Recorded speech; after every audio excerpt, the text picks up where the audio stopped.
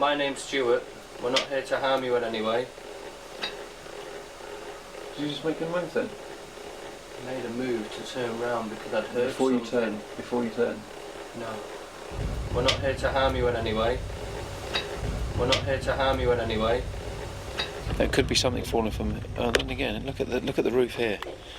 There's not a lot. There's not a lot through the viewfinder. There's not a lot hanging down from here. Intact as well, isn't it? So why would that be falling down? Are you there? What was that? Was that you? No. I didn't move.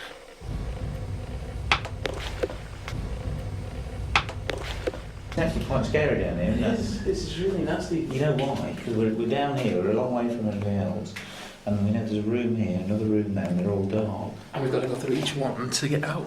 I know. God, do you know, I really don't feel happy here. I was just going to say something then, mate. I actually feel dizzy at this moment in time, yeah. You are swaying. Yeah, I know I am, yeah. Don't you go No, I'm not, I won't, mate. So I'm not, you see, I'm not threatening him. I've actually got an old I'm actually holding him up. Can you bang on something if you're here?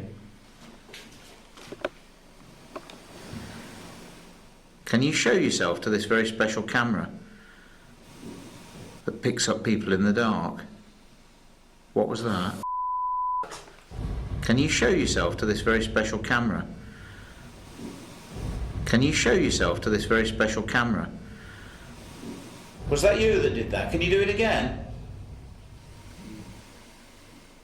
Because you've succeeded already in frightening us. Was that you that did that? Can you do it again? Was that you that did that? Can you do it again? Quick. Next, can you smell like what we're talking about? Pipe smoke and tobacco smoke? No. I swear down I could smell pipe smoke then a minute ago. No. For you, which part of the cellar do you think is worse? Where do you think, is it in this bit or do you think it's in that bit? I think that bit down there. Should we go back in Yes, I really don't like that bit. I don't like this area. As soon as I walked in it, I didn't like it. And I don't like it still. I don't feel comfortable here. I feel like everything's on top of us.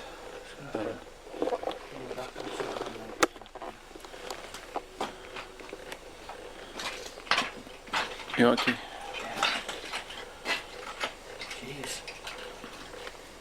It's in here. That is in here with us now, yes, there's no doubt. Don't be silly. Don't be silly, that was you, wasn't it?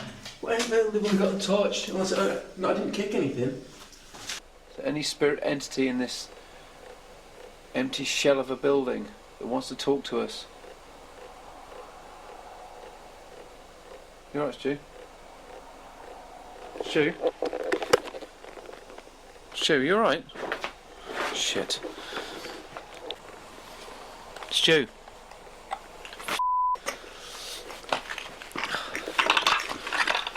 Stu? Stu? Stu? Yeah. Stu, are you alright? Whoa, God, I had the weirdest. Yeah. What happened?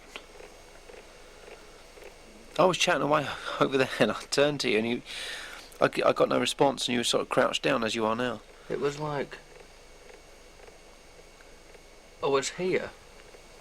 It was like I'd almost gone back in time to the days of how it used to be, hundreds of years ago. So what did you see? It was almost like I was dreaming. I was in this room and there was tables, there was chairs, and there was almost like a banquet table where people were sitting down and eating lots of meats, and there was vegetables and fruit and all that lot, and people were singing and having a nice time. And that's basically where I was. Do you know we need to talk to David? Because that sounds like you've had a past life regression or something similar to... I was just going to say something similar on those lines. Because you were out, I mean, you weren't responding to me at all. This place is weird. I'm not kidding. I mean, I've not felt good in here, and I've got a bit of a headache. I don't feel right in here. I feel like we're being watched. I feel like something's here with us, and I've got no rational explanation why I feel like that. But after seeing what's just happened to you... Is that anything to do with the dizzy spells then? It could be. But that's why we need to talk to David, I think, because... Because now I feel great. I feel fine now. Do you? Yeah. Are you still there? Anybody still there? Anybody still there? Anybody still there? So had we concluded with phenomena in two of the building's most chilling areas. And although it wasn't the most spectacular of investigations, Sinai House had provided the team with a lot of subtle suggestions as to why so many people individually testify to having witnessed paranormal phenomena here. And the night's events also appear to correspond with our psychics' belief that those who may contribute to this building's hauntings only do so in an austere manner.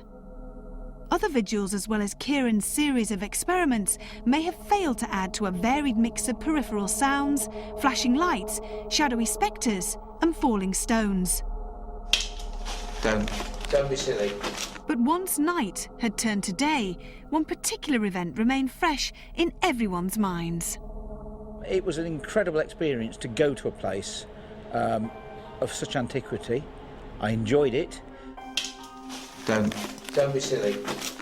I suppose the highlight of the evening was when Stuart went off into the old part, the derelict part of the building. He appeared to be part of some banquet scene, even reporting what people were doing in the room, reporting down to fine detail the nature of the furniture, even to the point where he explained that there was a group playing music at one end of the room.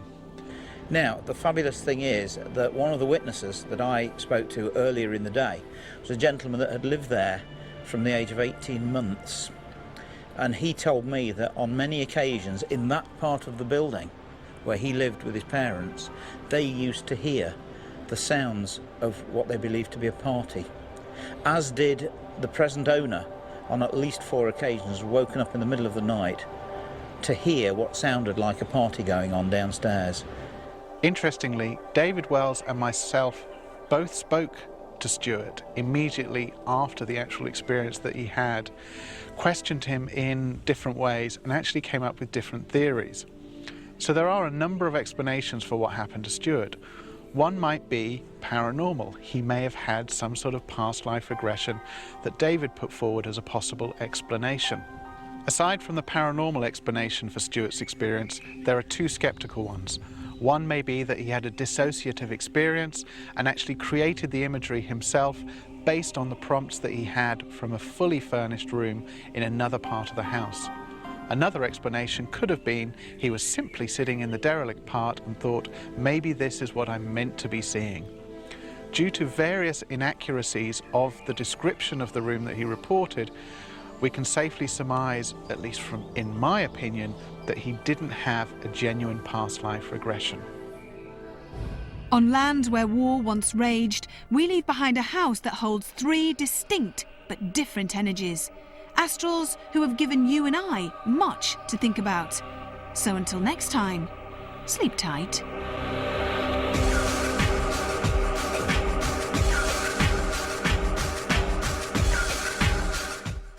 Are you afraid of the dark? Relive the fear from Pendle Hell on Living TV 2.